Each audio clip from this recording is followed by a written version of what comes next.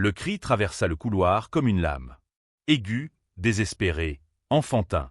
Johanna laissa tomber le chiffon encore humide et courut, le cœur battant de façon irrégulière contre ses côtes. Ses baskets usées glissèrent sur le marbre poli, alors qu'elle suivait le son jusqu'à la chambre du fond. La porte était entr'ouverte. Ce qu'elle vit la fit glacer son sang. La femme tenait le bras mince du garçon avec une force brutale, les doigts enfoncés dans la peau claire laissant des marques rouges. Son visage était transfiguré par la rage, les yeux exorbités, la bouche tordue en un sourire cruel tandis qu'elle secouait l'enfant comme s'il était une poupée de chiffon. Le garçon pleurait convulsivement, essayant de se protéger avec le bras libre, mais il était trop petit, trop fragile. Johanna ne réfléchit pas. Elle agit simplement. Elle poussa la porte avec son épaule et entra dans la chambre, se plaçant entre la nounou et l'enfant. Ses mains tremblaient, mais sa voix sortit ferme, chargée d'une autorité qu'elle ne savait pas posséder. La femme la regarda avec mépris, comme si elle était un insecte importun, mais finit par lâcher le bras du garçon. Il courut se cacher derrière Johanna, s'agrippant à sa jambe avec une force désespérée. À ce moment-là, Johanna sut qu'elle avait franchi une ligne invisible. Elle n'était qu'une femme de ménage, engagée depuis 3 mois pour nettoyer cette immense demeure à la périphérie de la ville. Elle avait 2 enfants à élever seule, des factures en retard, un loyer à payer dans 5 jours. Elle ne pouvait pas se permettre de perdre cet emploi. Mais elle ne pouvait pas non plus faire semblant de ne rien avoir vu. La nounou grogna quelque chose à propos d'ingérence et sortit de la chambre en claquant la porte. Johanna s'agenouilla auprès du garçon, qui n'avait que 5 ans. Il était pâle, tremblant, les yeux écarquillés de peur. Elle examina ses bras avec soin et sentit son estomac se nouer. Il n'y avait pas seulement les marques récentes. Il y avait des hématomes anciens à différents stades de cicatrisation, violets mêlés de jaune et de vert. Dans le dos, des griffures. À la nuque, une coupure mal cicatrisée. Ça n'avait pas commencé aujourd'hui. Johanna se souvint de sa propre enfance, des raclées qu'elle recevait de son beau-père pendant que sa mère faisait semblant de ne pas entendre les cris. Elle se rappela combien elle avait souhaité que quelqu'un, n'importe qui, intervienne. Mais personne ne l'avait jamais fait. Elle avait grandi en pensant que le monde fonctionnait ainsi, que certaines personnes naissaient pour souffrir et d'autres pour infliger la souffrance. Il lui fallut des années pour comprendre qu'elle avait tort. Et maintenant, face à ce garçon effrayé, elle sut qu'elle ne pouvait pas répéter le silence complice qui avait détruit sa propre enfance. Elle sortit le vieux téléphone de la poche de son uniforme et prit des photos des blessures. Ses mains tremblaient encore, mais elle fit en sorte de documenter chaque marque, chaque hématome, chaque preuve de la violence systématique. L'enfant ne bougea pas, se contentant de la regarder avec un mélange de peur et d'espoir qui lui brisa le cœur en morceaux. Puis, l'enfant toujours accroché à sa jambe, elle descendit les escaliers et appela le patron. Il était en réunion importante, mais Johanna insista que c'était urgent. Quand il décrocha enfin, irritée par l'interruption, elle ne dit que 3 mots qui allaient tout changer. Son fils saigne. Le silence de l'autre côté de la ligne dura une éternité. Puis sa voix sortit basse, tendue, chargée d'une panique qu'il essayait de contrôler. Il demanda où elle se trouvait, ce qui s'était passé, si c'était grave. Johanna regarda le garçon et sentit quelque chose se serrer dans sa poitrine. C'était plus que grave. C'était une tragédie silencieuse qui se déroulait à l'intérieur de cette maison luxueuse, cachée derrière des rideaux de soie et des portes en acajou. Une demi-heure plus tard, il arriva. La voiture de sport freina brusquement à l'entrée, dérapant sur le gravier. Il entra en courant, cravate de travers, les yeux désespérés. Quand il vit son fils, quand il vit les marques, quand Johanna montra les photos sur le vieux téléphone, il s'effondra. Littéralement tombé à genoux sur le sol en marbre italien, il commença à pleurer comme Johanna n'avait jamais vu un homme adulte pleurer. La nounou apparut en haut de l'escalier avec une expression de défi. Elle dit que le garçon était têtu, désobéissant, qu'il méritait une correction. Elle expliqua que l'ex-femme du patron l'avait engagée personnellement, qu'elle avait carte blanche pour éduquer l'enfant comme elle le jugeait nécessaire. Elle ajouta qu'une simple femme de ménage n'avait pas le droit de se mêler d'affaires qui ne la regardaient pas. Johanna la regarda en retour. Et ne baissa pas les yeux. Si vous aimez cette histoire, n'oubliez pas de vous abonner à la chaîne pour suivre la suite des événements. La police arriva en 15 minutes. 2 officiers entrèrent dans la demeure tandis que la nounou tentait de garder contenance, mais son nervosité transparaissait dans chaque geste brusque, dans chaque explication précipitée. Elle répétait la même version. Le garçon était tombé de son vélo, avait trébuché dans les escaliers, s'était blessé en jouant seul. Des accidents d'enfants ordinaires. Rien de grave. Un des policiers examina les photos que Johanna avait prises. Il demanda à voir l'enfant en personne. Le garçon recula, se cachant derrière son père, mais lorsque l'officier s'agenouilla à sa hauteur et demanda d'une voix douce qui avait fait cela, il pointa la nounou du doigt tremblant. Il se contenta de pointer. Il ne réussit pas à prononcer un mot, mais il n'en avait pas besoin. La nounou fut emmenée en garde à vue pour déposer. Avant de partir, elle lança un regard venimeux à Johanna, comme pour graver son visage dans sa mémoire. C'était une promesse silencieuse de représailles. Johanna sentit un frisson parcourir son échine, mais ne détourna pas le regard. Elle était allée trop loin pour reculer maintenant. Lorsque la maison retrouva enfin le silence, le père prit les mains de Johanna entre les siennes. Il pleura de nouveau, s'excusa à plusieurs reprises de ne pas avoir remarqué, d'avoir fait confiance aveuglément, d'avoir échoué en tant que père. Johanna ne savait pas quoi dire. Elle resta simplement là, laissant sortir la culpabilité qui le consumait. Dans les jours suivants, la vérité commença à se révéler par couches douloureuses. Le médecin qui examina le garçon trouva d'anciennes fractures mal cicatrisées, des brûlures de cigarettes déguisées en accident domestique, des signes de malnutrition malgré un garde-manger bien rempli. La violence n'avait pas été occasionnelle. Elle était méthodique, calculée, cachée avec l'habileté de quelqu'un qui savait exactement ce qu'il faisait. La nounou avait été engagée par l'ex-femme 6 mois auparavant. Elles étaient des cousines éloignées, élevées dans la même petite ville, liées par le sang et le ressentiment partagé. L'ex-femme avait toujours été une femme de façade, obsédée par le statut et la reconnaissance sociale. Le divorce avait été brutal, rempli d'accusations mutuelles et de batailles judiciaires durant 2 ans. Elle avait perdu la garde partagée pour négligence avérée, mais avait trouvé une autre manière de garder le contrôle. Lorsque l'avocat du père entra en contact avec elle, elle réagit avec une colère théâtrale. Elle affirma que tout n'était qu'invention, que Johanna était une opportuniste essayant de s'infiltrer dans la famille, que les photos étaient des montages grossiers. Mais sa défense la plus révélatrice fut autre. Elle insista sur le fait qu'une discipline stricte était nécessaire, que le garçon avait besoin d'une main ferme pour ne pas devenir gâté et faible. Johanna fut convoquée pour déposer. Elle s'assit devant un commissaire fatigué qui la regardait avec un scepticisme à peine dissimulé. Il demanda pourquoi une femme de ménage se souciait autant, laissa entendre qu'il pouvait y avoir des arrière-pensées, suggéra qu'elle exagérait peut-être pour attirer l'attention. Chaque question était une petite humiliation, un rappel que des personnes comme elle n'avaient pas de crédibilité naturelle aux yeux du système. Mais Johanna avait les photos. Elle avait le témoignage médical. Elle avait le courage que lui donnait le fait d'avoir survécu à sa propre enfance violente. Elle répondit à chaque question d'une voix ferme, regardant directement le commissaire dans les yeux, refusant d'être intimidée. Lorsqu'elle eut fini, il soupira et ferma son carnet de notes. Il dit que l'affaire allait suivre son cours. 3 jours plus tard, Johanna perdit son emploi. Pas dans la demeure du père, mais à l'agence de nettoyage qu'il avait engagée. La responsable expliqua qu'elle avait reçu des appels anonymes, des plaintes sur un comportement inapproprié, des menaces de procès. L'ex-femme avait des relations, connaissait des personnes influentes, savait comment utiliser le pouvoir pour écraser quiconque se mettait en travers de son chemin. Johanna rentra chez elle anéantie. Ses enfants lui demandèrent ce qui s'était passé, pourquoi elle pleurait. Elle ne put expliquer que faire ce qui était juste avait coûté son gagne-pain. Cette nuit-là, allongée sur le matelas fin qu'elle partageait avec sa fille cadette, elle se demanda si elle avait commis une erreur terrible.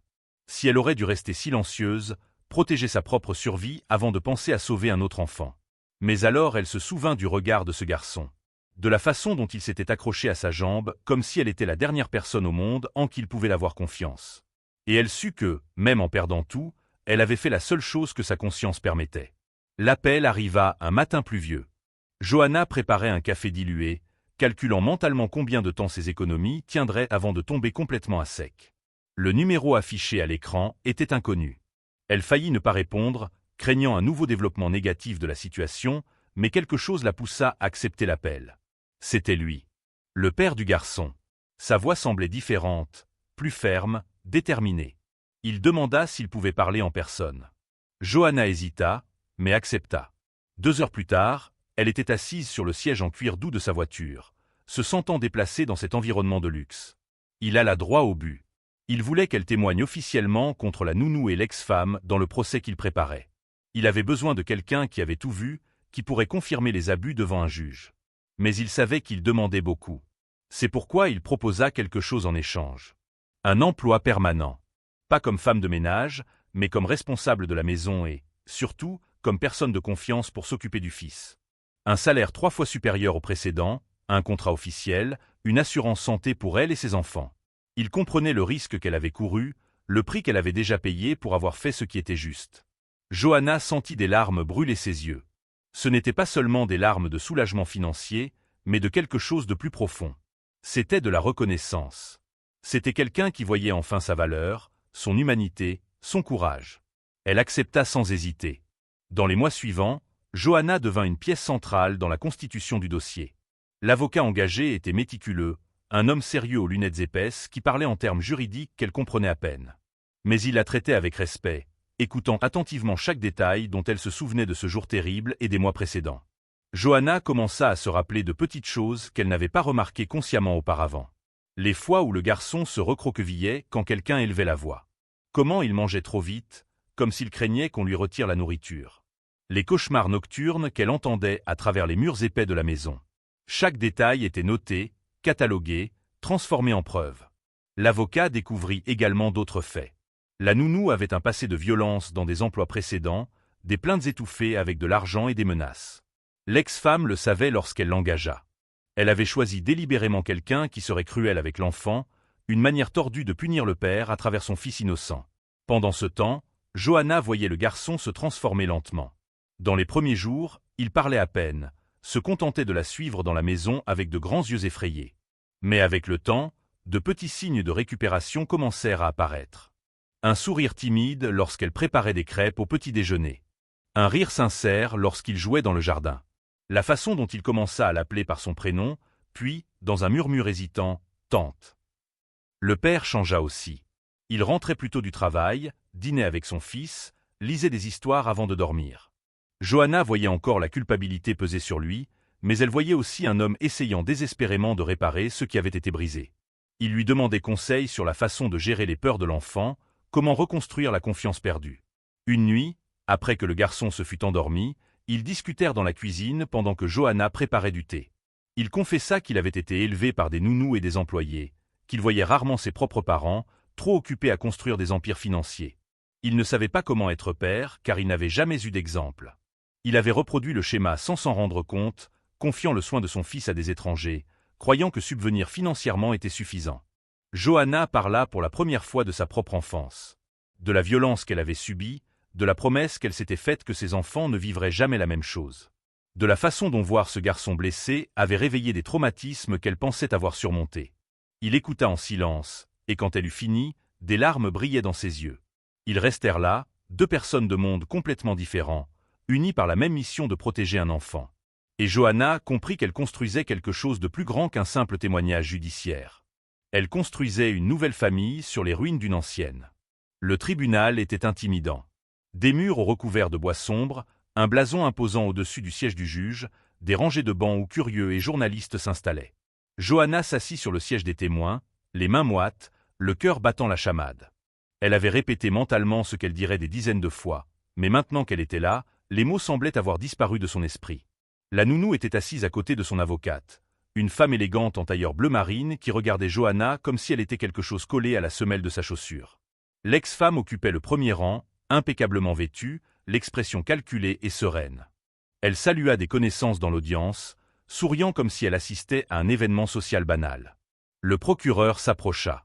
C'était un homme plus jeune que ce à quoi Johanna s'attendait, mais ses yeux transmettaient une gravité qui la rassura légèrement. Il commença par des questions simples. Nom, profession, depuis combien de temps elle travaillait dans la résidence. Puis il lui demanda de décrire ce qu'elle avait vu ce jour-là. Johanna prit une profonde inspiration et commença à parler. Sa voix trembla au début, mais gagna en fermeté au fur et à mesure. Elle décrivit le cri, la porte entr'ouverte, la scène horrible à laquelle elle avait assisté. Elle ne cacha rien. Elle parla des marques sur le bras de l'enfant, des anciens hématomes, de la terreur dans les yeux du garçon. Elle raconta comment il s'était accroché à sa jambe, comme si elle était la seule encre dans une mer de violence. L'avocate de la défense se leva pour le contre-interrogatoire. Ses questions étaient tranchantes, conçues pour discréditer. Elle suggéra que Johanna avait tout inventé pour obtenir un meilleur emploi. Elle laissa entendre que les photos pouvaient avoir été prises dans un autre contexte. Elle demanda, avec un sourire condescendant, si une personne avec si peu d'éducation formelle pouvait réellement évaluer correctement une situation complexe de discipline enfantine. Johanna sentit la colère monter comme de la lave chaude dans sa poitrine. Mais elle n'explosa pas. Au lieu de cela, elle regarda directement l'avocate et répondit avec un calme qui surprit même elle-même. Elle dit qu'elle n'avait pas besoin d'un diplôme universitaire pour reconnaître le son d'un enfant qui se fait frapper. Elle dit que ses propres cicatrices la qualifiaient mieux que n'importe quel spécialiste pour identifier les abus. Elle dit qu'elle avait tout risqué parce que certaines choses sont plus importantes que la sécurité financière. Le silence qui suivit fut absolu. Même l'avocate sembla momentanément déconcertée. Puis vint le moment décisif. Le procureur présenta des preuves que personne n'attendait. Un enquêteur privé avait découvert des messages échangés entre l'ex-femme et la nounou. Des conversations où elle instruisait explicitement sa cousine à être dure avec le garçon, à ne pas épargner les punitions, à lui faire souffrir. Il y avait des enregistrements audio, captés secrètement par la nounou elle-même comme une sorte d'assurance, où l'ex-femme riait en recevant des récits des souffrances de son fils. L'audience murmura, choquée. L'ex-femme pâlit, toute sa contenance soigneusement construite s'effondrant en quelques secondes. Son avocate demanda un ajournement immédiat, mais le juge refusa. Il voulait tout entendre sur le champ. La nounou, réalisant qu'elle coulait, tenta un ultime recours désespéré. Elle se leva et se mit à crier qu'elle avait été manipulée, que l'ex-femme l'avait contrainte, qu'elle-même était victime. Elle implora la clémence, affirmant qu'elle venait d'une famille modeste et avait été séduite par l'argent et des promesses. Le juge frappa son marteau, exigeant l'ordre. Lorsque le silence revint, il convoqua le garçon pour témoigner dans une salle privée. Il n'y aurait présent que lui, le juge, une psychologue et les avocats. Johanna vit le garçon entrer dans la pièce séparée, tenant la main de son père, et pria silencieusement pour qu'il trouve le courage. 40 minutes plus tard, lorsque tous revinrent, le visage du juge avait changé. Il y avait une dureté qui n'existait pas auparavant. Il annonça sa décision sans hésitation. La nounou serait poursuivie pénalement pour de multiples accusations de maltraitance infantile. L'ex-femme perdrait définitivement tout droit sur son fils, étant même interdite de visite supervisée. La garde complète était accordée au père. Johanna vit l'ex-femme s'effondrer, criant que c'était une injustice, que son fils lui était volé. Mais le juge fut implacable. Il déclara qu'elle avait renoncé à son droit d'être mère au moment où elle choisit consciemment d'infliger de la souffrance à son propre enfant. Que les monstres ne méritaient aucune miséricorde judiciaire. Lorsque Johanna quitta le tribunal, le soleil semblait plus brillant. Le père l'attendait sur les marches, le fils dans les bras. Le garçon tendit les bras vers elle, et lorsque Johanna le serra contre elle, elle sentit des larmes mouiller son cou. Mais cette fois, c'étaient des larmes de soulagement. 6 mois s'étaient écoulés depuis le jugement. La demeure s'était transformée en quelque chose de complètement différent. Ce n'était plus ce mausolée silencieux où les échos de la violence résonnaient dans les couloirs vides. Maintenant, il y avait des rires, de la musique, le bruit chaotique et réconfortant d'une maison véritablement habitée. Le garçon était méconnaissable. Il avait pris du poids, ses joues étaient roses et en bonne santé. Il courait dans le jardin avec l'énergie typique d'un enfant de 5 ans qui se sent enfin en sécurité. Les cauchemars survenaient encore occasionnellement, mais de moins en moins. La thérapeute pour enfants qui le suivait disait qu'il faisait des progrès extraordinaires, surmontant des traumatismes qui auraient pu le marquer à jamais. Johanna vivait désormais dans l'une des suites d'invités. Elle avait insisté pour garder son petit appartement au début, mais le père argumenta qu'il était plus logique qu'elle soit proche, surtout les nuits où le garçon se réveillait effrayé et avait besoin de réconfort immédiat. Ses propres enfants venaient lui rendre visite le week-end, jouant avec le garçon, remplissant la maison encore plus de vie. Un après-midi, alors qu'elle préparait le dîner, le père entra dans la cuisine. Il avait changé autant que son fils. Il travaillait moins d'heures, déléguait plus de responsabilités, priorisait sa présence. Il s'appuya sur le plan de travail et resta à observer Johanna couper les légumes avec la précision de quelqu'un qui avait cuisiné toute sa vie pour faire durer des ingrédients rares. Il dit qu'il devait la remercier correctement, qu'il n'aurait jamais assez de mots pour exprimer ce qu'elle avait fait pour eux. Johanna tenta de minimiser, disant que n'importe quelle personne décente aurait agi de la même manière. Il secoua la tête. Ce n'était pas vrai. Lui-même avait été cette personne qui n'avait pas agi, qui n'avait pas vu, qui avait choisi la commodité plutôt que la vigilance. Puis il fit quelque chose d'inattendu. Il tendit une enveloppe. À l'intérieur se trouvaient des documents légaux établissant un fonds fiduciaire pour ses enfants, garantissant qu'ils pourraient étudier dans l'université de leur choix. Il y avait également l'acte de propriété d'un appartement à son nom, afin qu'elle n'ait plus jamais à se soucier du loyer. Et un contrat de travail à vie, assurant sa stabilité quelle que soit la situation. Johanna sentit les larmes déborder. Elle tenta de refuser, disant que c'était trop, qu'elle n'avait pas agi en attendant une récompense. Mais il fut ferme. Il dit que ce n'était pas une récompense, c'était de la justice. C'était reconnaître qu'elle avait sauvé non seulement un enfant, mais une famille entière. Qu'elle avait restauré en lui la capacité d'être père, de faire confiance, d'aimer sans peur. Cette nuit-là, Après que le garçon se fut endormi, ils discutèrent sur la terrasse sous les étoiles. Il avoua quelque chose qu'il gardait depuis des mois. Il disait qu'il tombait amoureux d'elle. Pas par gratitude ni par commodité, mais pour la femme extraordinaire qu'elle était. Pour le courage qu'elle montrait au quotidien. Pour la façon dont elle transformait n'importe quel endroit en foyer. Johanna resta silencieuse un long moment. Elle aussi avait senti quelque chose grandir entre eux, mais craignait que ce soit à sens unique, que ce soit inapproprié. Il était un homme riche, puissant, éduqué dans des écoles d'élite. Elle était une femme de ménage qui avait à peine terminé ses études secondaires. Le monde dirait qu'ils étaient incompatibles. Mais il prit sa main et dit quelque chose qui changea tout. Il dit qu'elle lui avait enseigné la leçon la plus importante que l'on puisse apprendre. Que le caractère n'a pas de prix, que le courage ne s'achète pas avec de l'argent, que les personnes les plus précieuses sont rarement celles que la société valorise. Qu'elle avait plus d'intégrité dans le petit doigt que lui n'en avait montré durant toute sa vie privilégiée. 3 mois plus tard, il la demanda en mariage. Ce fut simple, sans grands gestes publics ni bagues extravagantes. Juste lui, elle et le garçon dans le même jardin où elle l'avait vu jouer pour la première fois sans peur. Lorsqu'elle dit oui, le garçon cria de joie et demanda si désormais il pouvait l'appeler maman. Johanna le serra dans ses bras, sentant son cœur déborder d'un amour qu'elle n'avait jamais imaginé possible. Elle dit qu'il pouvait l'appeler comme il voulait, qu'elle serait tout ce dont il aurait besoin. Et elle comprit qu'elle avait trouvé sa propre rédemption. Les cicatrices de son enfance violente n'avaient pas été en vain. Elle lui avait donné la sensibilité nécessaire pour reconnaître la souffrance d'un autre enfant et la force d'intervenir quand personne d'autre ne l'avait fait. L'histoire de Johanna prouve quelque chose de fondamental sur la nature humaine. Le courage n'est pas l'absence de peur, mais agir malgré elle. La bonté n'est pas de la naïveté, mais un choix conscient. Et parfois, les personnes les plus improbables deviennent des héros simplement parce qu'elles refusent de détourner le regard lorsqu'elles sont témoins d'une injustice.